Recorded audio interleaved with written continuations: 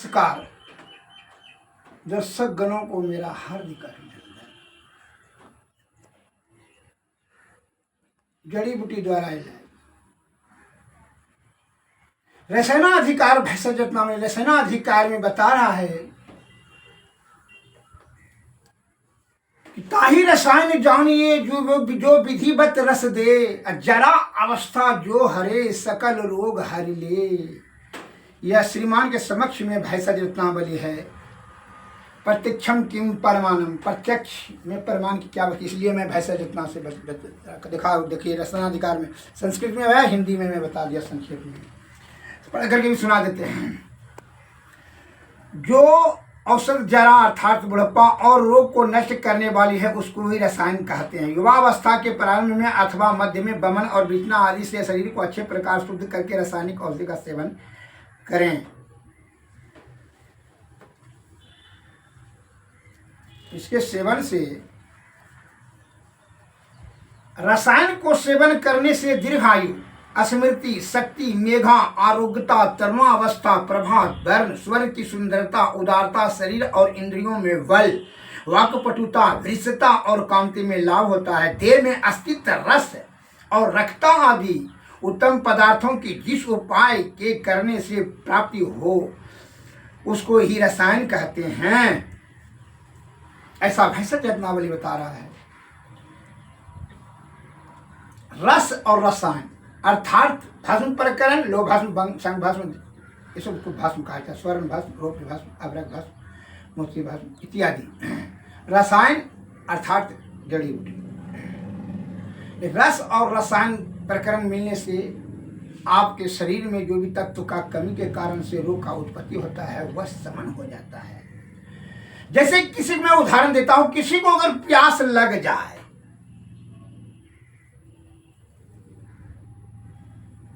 पानी नहीं देकर के उसको सोना दीजिए, चांदी दीजिए, 20 बीघा जमीन दीजिए, मकान दीजिए, दुकान दीजिए, संसार का सारे वस्तु दीजिए, लेकिन केवल पानी नहीं दीजिए, तो क्या उसका प्यास बुझ जाएगा?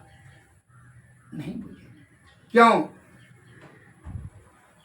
इस शरीर में या पंच तत्व शरीर में जो चीज की आवश्यकता कमी हो जाए वही चीज चाहिए। बिनु थल मह जल रह न सकाई, अकोटि जतन करे कोई उपाय। लाख जतन करें बिना थल का, बिना विद्या का वो दिन ठहरेगा। हमारे महापुरुषों ने बड़ी आसीन कृपा कर करके अपने ज्ञान को संयोजित किया बड़ी परिश्रम से कि आने वाला जनरेशन इससे लाभ लेंगे। लेकिन आप भ्रमित होकर करके अभी अत्र तत्र भटक कर करके रजोगुण और तमोगुण में चले आए हैं और आयुर्वेद की भारी निंदा करते हैं। प्रकृति द्वारा बनाई गई या महाऔषध पर आप उंगली उठाते हैं। ये सबसे बड़ी भारी भूल है। हे हमारे देश के प्यारे सज्जनों, बूढ़े बच्चे और नौजवानों, मैं आपसे निवेदन करता हूं कि आप आयुर्वेद का सेवन करें। ज्ञानी जन के संपर्क में आने से करके ज्ञान प्राप्त करें और उसका सही समय आने पर अमल करें, जिससे कि आपका तरुणावस्था, दृढ़ता, आरोग्यता, निरोगता दृढ़ रहेगा। इसको सुरक्षित सुव्यवस्थित रखने के लिए, सुख शांति और समृद्धि प्राप्त करने के लिए प्रकृति ने आसीन कृपा कर करके हम लोगों के लिए, हम सभी प्राणियों के लिए हर जगह प्रचुर मात्रा में सुख सुविधाएं साधन जो है दे चुकी है। लेकिन हम अज्ञानता के कारण से मृग तृष्णा की भांति यत्र तत्र भटक रहे हैं। जैसे मृगा के नाभि में कस्तूरी है, लेकिन वह ज्ञान के अभाव में वह भटक रहा है। मैं आपको उपमा देता हूं, जैसा उदाहरण को सुने और समझ करके मनन करने की प्रयत्न करें। एक महात्मा जी ने बहुत कठोर तपस्या कर करके एक बेशकीमती प्राप्त किया। वह था पारस मणि। जो पारसमणि का इसमें विशेषता था कि वह किसी लोहे में सटाता था, जैसे भिड़ता था लोहा सोना में परिणत हो जाता था, सोना बन जाता था। यह शरीर विदित हो गया, सभी सज्जन सब आदमी को, बहुत आदमी को जानकारी हो गया कि महात्मा जी के पास में पारसमणि पत्थर है। तो एक चालाक और छार आदमी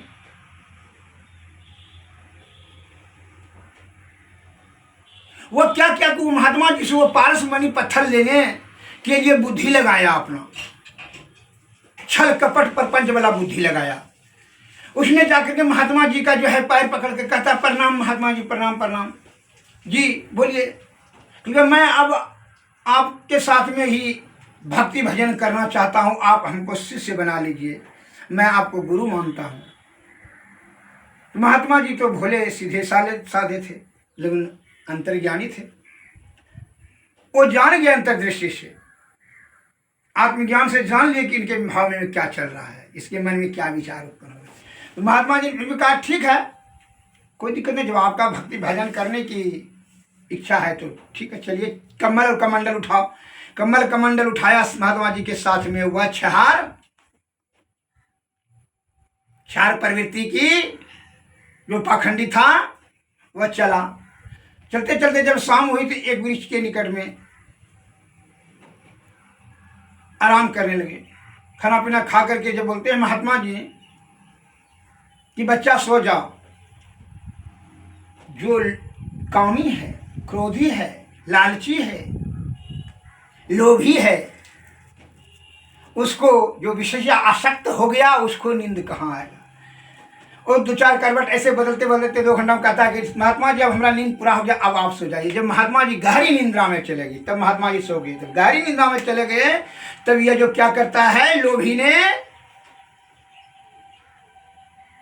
महात्मा जी का झोला झंटी कमल कमंडल आकेट पाकेट जाकेट हर जगह खोजा, ढूंढा, क्या चीज, वही पारसमणि। उसका तो ध्यान में था वो पारसमणि लेंगे और पलायन कर जाएंगे। भक्ति मुक्ति धर्म इस सब का तो उसको कोई वास्ता ही नहीं था। उसको तो था पारसमणि लेंगे और चले जाएंगे, भाग जाएंगे। खोजते खोजते जब नहीं मिला तब क्या कहता है, एवं प्रकार से 7 रात तक खोजा, नहीं है मिला अनंत है। तो अंतिम में परेशान होकर करके वो जो है लोभी क्या कहता है, महात्मा जी एक बात पूछें? हाँ पूछो, तो हम तो जानते ही हैं, लेकिन तुम अपने मुंह से पूछो, बोलो तब हमको अच्छा लगेगा, बोलो क्या पूछना चाहते हो।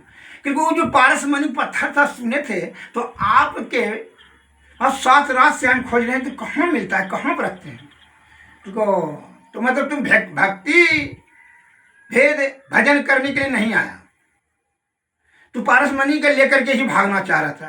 क्योंकि जी सरकार, जी महात्मा जी, हम सोचे कि वही लेकर के चलें। क्योंकि कहाँ कहाँ खोया, क्योंकि आपका पॉकेट जाकेट कमल कमंडल हर जगह खोजा, एक भी जगह बाकी नहीं रहा। वो ठीक, हम जानते थे तुम कितना होशियार हो। महात्मा जी ने कहा तो हम जानते थे तुम कितना होशियार हो। जब भी हम सोने से पहले, जब तुम सुप्तावस्था में था तो तुम्हारे झोला में ही वो हम पारसमणि रख देते थे, कि जब ये मूर्ख खोजेगा तब हमरे झोला ही झंटी में खोजेगा, ये अपना कभी नहीं खोजेगा। हम जानते थे इतना तुमको कितना ज्ञान है,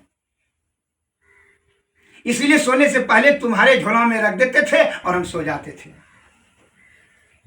इतना सुना कि महात्मा लोभी ने छाती में मुक्का मार कर करके रुदन करने लगा, बिछोक करने लगा, विलाप करने लगा। हाय, एक बार भी भूल से भी अपने झोला में हाथ दे दिए रहते तो पारसमणि मिल जाता, जो लोहा में सटा सा सोना माले माल बन जाता, पूरा धनमान हो जाता। बड़ी पश्चाताप करने लगा, बड़ी विलाप करने लगा।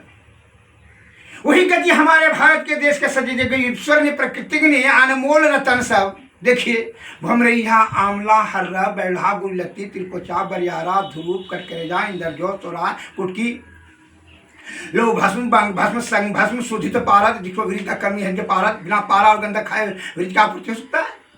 ऐसी सब अनमोल औषधियां आपके पैरों को निकट में प्रचुर मात्रा में है, दे रखी है, लेकिन फिर भी आप पाखंडियों और दलालों और पूंजीपतियों के बहकावे में आकर के कहते हैं क्या इसका उपस्कार तिरस्कार कर करके आप क्या करते हैं? अत्र तत्र देश विदेश का दवाई खा कर करके निरोग होने की झूठी कामना की लगाए बैठे हैं। यह आपकी क्या है? मूर्खता है, भ्रम में पड़ गए आप भ्रम में चले गए। आयुर्वेद का तिरस्कार करना ही आपका सबसे बड़ी भारी भूल हुई। कहा आयुर्वेद के महान प्रवर्तक भगवान धन्वंतरि साहब ने कहा कि दीर्घावस्था आरोग्यता को दृढ़ करने के लिए आयुर्वेद सर्वश्रेष्ठ सर्वोत्तम सर्वोपरि स्थान है।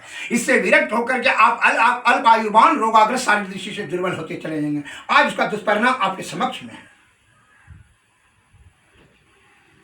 मैं श्रीमान से पूछना चाहता हूं कि आपको किसी भी सूरत से आप कोई भी एक भी लेकिन लगाइए कि जब भैंसा रत्नावली, रसराज मधुरी, अमृत सागर का एक भी शब्द असत्य है, आप बिना अमल किए बगैर ही जो आप इस पर उंगली उठा रहे हैं, इसको क्या कहेंगे? अहंकार की भाव, रजोगुण में आए। आप आयुर्वेद के प्रति क्या करते हैं? अप्रतिष्ठित भाव रखते हैं, जबकि आपको यह कोई अधिकार नहीं है। यह प्रकृति द्वारा बनाई गई है महाऔषधि पर उंगली उठाने का आपको कोई अधिकार नहीं है। आपके महापुरुषों ने ज्ञान को संकलित किया शास्त्र में, और ईश्वर ने आसीन कृपा करके वह अनमोल रत्न सबका आपके पैरों के निकले प्रचुर मात्रा में दे रखी। लेकिन आप मृगा के जैसे नाभि में कस्तूरी है, आप इधर उधर भटक कर करके क्या करता है? अपने मुंह की पटक करके प्रणाम किया। वही गति आपकी है कि आपका आयुर्वेद के रहते हुए फिर भी जो है आप यहाँ कहाँ देंगे? अमेरिका जाएंगे, अफ्रीका जाएंगे, ऑस्ट्रेलिया जाएंगे, मतलब बड़ा बड़ा डॉक्टर से भेंट करेंगे, मुलाकात करेंगे, निरोग हो जाएंगे। समय खड़ा अपना कीमती आयु को ही गंवा देते हैं। जैसे ईश्वर हमारे गुरु महाराज कहे हैं, एक ओलेमवाड़वथ ने भी कहा है, हमारे गुरु महाराज के खोज करत यंत्र उजियारी। ईश्वर की खोज में आप इधर उधर भटक रहे हैं। काशी जाएंगे, जमुना जाएंगे, प्रयाग जाएंगे, हरिद्वार जाएंगे, अमरनाथ गुफा जाएंगे, कहाँ कहाँ जाएंगे। लेकिन एक भी संत महात्मा भी कोई कहा, ईश्वर तो संव्याप्त है, निराकार है, सभी जगह है। उसको ईश्वर तक पहुंचने के लिए जीव आत्मा को एक भक्ति से जो है युक्ति पहले जानना होगा। युक्ति जाने की जरूर शरण में जाना है। युक्ति से करो भक्ति, और भक्ति से तब मिलेगा मुक्ति। हमारे गुरु महाराज का खोज करत यंत्र उजियारी, दृष्टिमान कोई देखा है, गुरु भेदी ने चरण सेव कर भेद भक्त पा लेते हैं। निस्दिन सूरत या धर पर कर कर अंधकार फट जाता है, पीली नीली लाल सफेदी शाही सन्मुख आता है। छट छट छट छट बिजली छट के भोर का तार दिखाता है, चंदा गए रवि हूँ शशि हूँ, धुर शब्द मिल जाता है। हे हमारे देश के भक्तगण, पढ़ने से नहीं उसको गढ़िए, मनन कीजिए, उनका कहने का तात्पर्य क्या है, क्या कहना चाहते हैं। भीतर में ही ईश्वर है। जान ले कि बहुत ही तेज प्राणी को हम निर्माण कर दिया, इसलिए हम ही को कैद कर लेगा, इसलिए उन्होंने वो अपने आप ही के घाट में चला गया। इसलिए गुरु महाराज संत महात्मा लोग बताते हैं भीतर में ही खोजो। ओलेमवाड़वथ ने कहा everything submits before that internal radiance. जो परवल जिज्ञासु हैं उनकी सभी समस्याओं की अंतःकरण इंद्रिया में है। जो परवल जिज्ञासु, जब समस्याएं से घिर जाएं तो आप शुद्ध आत्मा से एकांत कर करके आप भीतर से खोजिए, आत्मचिंतन कीजिए। आत्मचिंतन करने के लिए आत्मा में ज्ञान होना परम आवश्यक है, और आत्मज्ञान की प्राप्ति है तो आपको गुरु का, सदगुरु का शरण में जाना होगा। सदगुरु का मार्गदर्शन और आत्मचिंतन से आप विवेकशील प्राणी हो जाएंगे। इसलिए रामायण में तुलसीदास जी ने यह वर्णन किया है कि बिनु सत्संग विवेक न होई, राम कृपा बिनु सुलभ न सोई। सोई जानो सत्संग प्रवाहु, अलोकन वेदन आनहु पाऊ। बिना सत्संग, बिना सत्वगुण में जाने से सद्बुद्धि नहीं होगी, और सद्बुद्धि नहीं होगा तो आपका दुख का निवारण नहीं होगा। नाना प्रकार का कहा, रोग भी 3 तरह का है, दैहिक, दैविक और भौतिक। दैहिक में होता है देह से उत्पन्न होना रोग, दैविक में होता है दैव के प्रकोप से दघना अपराध किया उसको छिपाया, लेकिन दैव ने प्रकोपित होकर के रोग रूपी दंड आपको दिया, और छूटेगा नहीं। भौतिक में खाद्य पदार्थ का सेवन, असंयम ने ब्रह्मचर्य का उल्लंघन, आयुर्वेद का तिरस्कार, यह भौतिक रोग होने का मूल कारण। दैहिक रोग और भौतिक रोग तो तुम्हारा ठीक हो सकता है, हो जाएगा निश्चित, लेकिन जो जघन अपराध किया और रोग रूपी दंड दिया है उसको तो भोगना ही पड़ेगा। यह कैसे जानेंगे कि दैविक रोग है? तो उसमें रामायण में यह भी बात बताया है क्या, कि जाको प्रभु दारुण दुख देई, अता के मति पहले हर ले। जिसको प्रभु ने दारुण दुख दिया है, कठिन दुख दिया है, उसका बुद्धि पहले हरण कर लेगा। का सुमति कुमति सब के उरदहि, वेद पुराण संत यस कहई। सुमति और कुमति देने वाला परमपिता परमेश्वर है। जिनको दैविक रोग रहेगा उनका जो है भाषा से आप जान लीजिएगा, उसका आत्मा से आवाज आएगा या नहीं छूटेगा, वो पहले ही डिसीजन दे देगा। उसको फिर कुछ से पूछने समझने का और वैद्य के शरण में जाने उन्हें कुछ, उसको पहले ही समझ लेगा का दैविक रोग है। जघन अपराध है क्या है, वो उसके रोग रूपी दंड मिला है। हे हमारे देश के प्यारे सज्जनों, बूढ़े बच्चे और नौजवानों, हमारे परमपिता परमेश्वर ने आसीन कृपा कर करके अनमोल रतन प्रदान कर चुके हैं। हमारे सुख समृद्धि हम प्राणियों के जीवन को शांति में जीवन के लिए, आनंद पूर्वक जीवन जीने के लिए, वह आनंद आपको जो महापुरुषों ने ज्ञान को मार्गदर्शन किया, ऋषि मुनि महर्षि ज्ञानी ध्यानियों ने, आदि विद्वान वैदों ने, वह शास्त्र में सब उल्लेख कर चुके हैं। आप उसका अध्ययन करें, चिंतन मनन करें और अनुसरण करें, अमल करें, तभी आपका कल्याण होगा। और सद्गुरु के शरण में जाएंगे तो परम कल्याण होगा। क्या है, मल मूत्र और कफ पसीना ढोने वाला शरीर जब जब ये धारण करेंगी, अर्थात 84 लाख योनि में जब तक परिभ्रमण करेंगे, तो रोग शोक संताप बुढ़ापा सुख दुख कष्ट सब होते रहेगा। पूर्ण निवृत्ति करने सदगुरु के शरण में जाना होगा, और रोग का शमन करने के लिए वैद्य के शरण में जाना होगा।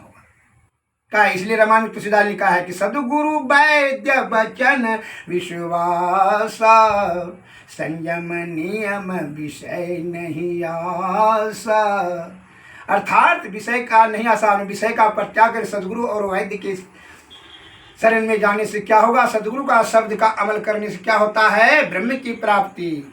विषय का परित्याग करके या सदगुरु का शब्द का अमल करे, उसी प्रकार वैद्य के वचन का अमल करे, कथनानुसार चले तो रोग का शमन निश्चित होगा, संशय नहीं है। लेकिन विषय से हट करके नहीं ठीक होगा, खाएंगे परेशान होगा, झुट्टों का समय बर्बाद होगा, ऐसे इस सब सभी भाव को हटा करके पैसा बर्बाद होगा, समय बर्बाद होगा। सब आयुर्वेद सर्व से सर्वोत्तम सर्वोपरि आसान है। इससे विरक्त होकर के हम अल्प आयुमान रोगाग्रस्त शारीरिक दृष्टि से दुर्बल होते चले जा रहे हैं। आयुर्वेद के महान प्रवर्तक भगवान धन्वंतरी साहब ने कहा, मैं इसके साथ में भैंस रत्ना बलि के अनुसार मैं श्रीमान को तत्कालिक तुरंत जो है कहा है, केवल प्रवचन से तो आपको सदगति अर्थात परलोक की प्राप्ति, लेकिन जो आपके प्राचीन वैद्यगण ने जो शास्त्र में ज्ञान को संकलित किया, मैं आपको यह भी ज्ञान दे देना चाहता हूं, जिससे कि आप तत्काल रोग रूपी या भीषण शत्रु से बचें। जैसे देख लीजिए,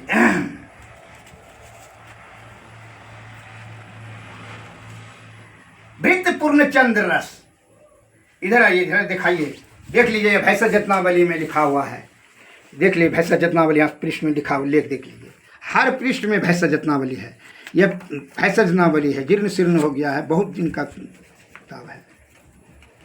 और जो भी शास्त्र, आयुर्वेद सार संग्रह, सुख सागर, प्रेम सागर, रामायण, जो भी आप देखना चाहते हैं आप देख सकते हैं। दशराज मौजूदी, अमृत सागर, इसमें बताया गया है भृत पूर्ण रस का चंद्र, भृत, देखिए यहाँ लिखिए भृत पूर्ण चंद्र रस, रस मीन्स भस्म। इसका कम्बाइनेशन संस्कृत में भी यहाँ लिखा गया है, देख लीजिए संस्कृत में यहाँ लिखा गया है, यहाँ से यहाँ टीकाकरण किया गया है हिंदी में। मैं हिंदी में पढ़ कर, जो कि सभी सज्जन समझ लेंगे। 2 शुद्ध पारा 2 कर्ष, ये भृत किसका है, कम्बाइनेशन पहले जान लीजिए। भृत पूर्ण चंद्र रस, इसका सेवन करने से क्या क्या लाभ होगा इसमें वर्णन किया गया है। शुद्ध पारा 2 कर्ष, अशुद्ध नहीं, कच्चा नहीं, शुद्ध, वैद्यनाथ में भी शुद्ध क्या हुआ मिलेगा। शुद्ध गंधक, गंधक कच्चा नहीं, शुद्ध, समझ लीजिए। रसेंद्र सार संग्रह में शुद्ध करने का विधि बताया गया है। A little learning is dangerous things, नीम हकीम का मैं बता रहा हूँ, यह कोई ज्ञानी जिनसे संपर्क साध करके के इसको शुद्ध ही डालेंगे कम्बाइनेशन में। शुद्ध पारा 2 कर्ष, शुद्ध गंधक 2 कर्ष, लो भस्म 1 पल, अभ्रक भस्म चांदी 2 तोले, भंग भस्म 2 कर्ष, सोना 1 तोला, भस्म शुद्ध, ताम्र भस्म 1 तोला, कासा भस्म 1 तोला, शुद्ध भस्म देना है। जायफल, लौंग, इलायची, दालचीनी, जीरा, कपूर, फूल फिरिंगी, नागर मोथा, प्रत्येक औषधि को 1-1 कर्ष लेवें। फिर सबको खरल में डालकर घी कुमार रस के साथ घोट करके त्रिफाले के क्वाथ में अंडों के जल के साथ रस में 7 बार भावना देवें, आगे पर चढ़ावें, उसको भावना कहता है। पश्चात उसके बाद अंडी के पत्तों के साथ लपेट करके धानों के ढेर गाड़ करके 3 दिन तक रखें। फिर उसको निकाल कर और पीस करके उसकी चने की बराबर गोलियां बनावें। इसकी प्रतिदिन 1-1 गोली पान के साथ खावें तो इस सब रोग नष्ट होता है। संपूर्ण आधि व्याधि नष्ट करने के लिए शिव जी ने यह औषधि कही है। इसको पूर्ण चंद्र रस कहते हैं। यह सब रोगों में प्रयोग करना चाहिए। यह रस बलकारक, रसायन वृजवर्धक और उत्तम बाजीकरण है। यह अष्टिला, खांसी, श्वास, आरुचि, आमशूल, कटिशूल, हृदयशूल, पंक्तिशूल, मंदाग्नि, अजीर्ण, बहुत पुरानी संघर्णी, संघर्णी किसको कहता है, और पेचिस जो है मल त्याग करने की हमेशा जो है टेंडेंसी बनी रहे, खुचू खुचू टकना हो, इसको संघर्णी। वो 40 प्रकार के। आम बात माने इधर उधर करना, पूरे शरीर में इधर उधर करना, उधर दर्द करना, उसको आम बात कहता है। आम्लपीत जो है पीला पैखाना हो, दूषित आम्लपीत, पाचन क्रिया खराब हो गया हो। भगंदर जो मल मार्ग में भगंदर, सड़न हो, कीटाणु हो, दर्द हो, उसको भगंदर। कमला, पांडु, पीला जी कचरा हो। परमेह वृक्ष पिघल करके क्षोभित होकर के मूत्रवाहिनी संस्थान से निकलने की प्रक्रिया को परमेह कहा जाता है। बात रक्त,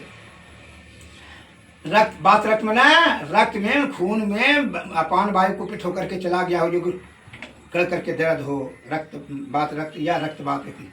बात रोग, बमन, भ्रम और अग्नि की हीनता विकारों को तत्काल नष्ट करता है। या बाजीकरण औषधियों में इससे बढ़ करके अन्य कोई औषध नहीं है।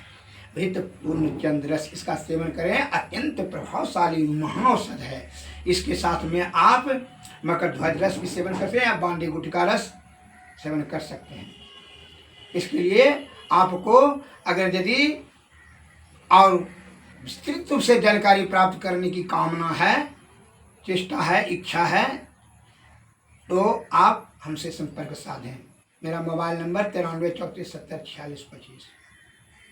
विस्तृत रूप से जानकारी करने के लिए आप हमसे कॉल पर भी बात कर सकते हैं। हमारे चिकित्सालय पर भी आने का कष्ट करें, जिससे कि उत्तम लाभ की प्राप्ति कर देंगे। आयुर्वेद जड़ी बूटी प्रकरण तथा भस्म प्रकरण सेवा की भाव को रखते हुए मैं आपका उत्तम सेवा करते हुए आ रहा हूँ 40 वर्षों से। इसलिए हमारे गुरु महाराज का कहना है कि परमार्थ का भाव रखें, क्योंकि इसलिए यह संसार नाशवान, संसार से कुछ लेकर के न आए हैं न लेकर के जाएंगे। इसलिए परमार्थ का भाव को रखते हुए मैं आपको प्रत्यक्ष में भैंसा जतनावली रख के कि इससे मैं दिखा रहा हूँ। इसमें आपको मैं एक ही सवाल करना चाहता हूँ, ऐसा कोई भी शब्द भैंसा जतनावली का आप हमसे तो आप बात बना करके काट सकते हैं सर, इसमें का आपसे नहीं सकेंगे, बात बनाने में बहुत एक्सपर्ट हो गए आप। ये भैंसा जतनावली पर उंगली उठाने का मतलब है कि आप जो है आपने अपने महापुरुषों पर उंगली उठा दिया, आपकी योग्यता नहीं है अपने महापुरुषों पर। एक भी शब्द असत्य नहीं लिखा गया है, लेकिन सही ढंग से सही डोज सही और जी संचित करके अमल करेंगे तभी लाभ की प्राप्ति करने की इच्छा रखें। कार्य करने से सिद्धि मिलता है, पूर्ण प्रयास कीजिए। और अभी कंपनी का इस सब का जो है ना चक्कर में जो पूंजीपति ने जो है ना अपना उल्लू सीधा करने के लिए कंबाइनेशन में चोरी करती है, क्या करता है वो जब खाते हैं तो क्या होता है, वो कार्य नहीं होता, बोलते हैं आप कि आयुर्वेद तो भी खाएं, कहाँ काम होता है। अपने हाथ से पूर्ण रूपन से औषधि बना करके खाएं, जो औषधि वैद्यगण बनाते हैं उन्हीं से सेवा लें, और प्रिस्क्रिप्शन लिखने वाले से नहीं।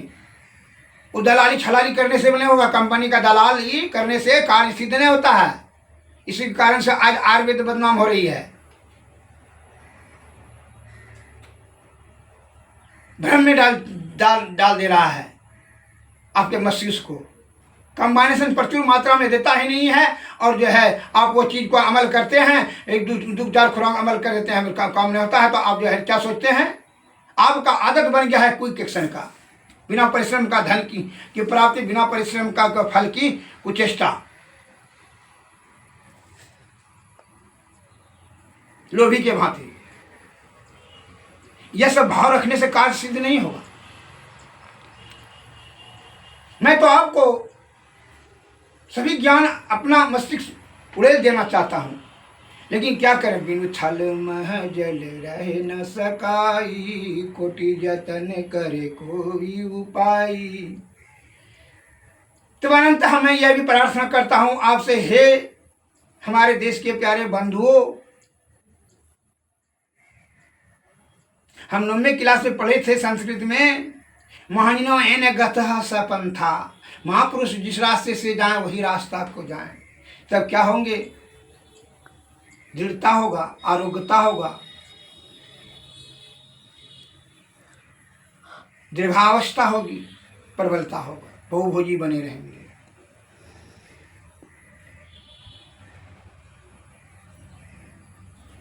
विस्तृत रूप से जानकारी प्राप्त करने हेतु हमसे संपर्क करें।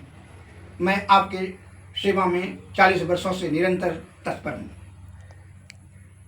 और आगे ज्ञान के लिए अगले पाठ में मैं बताऊंगा बात रोग के दमा के बारे में,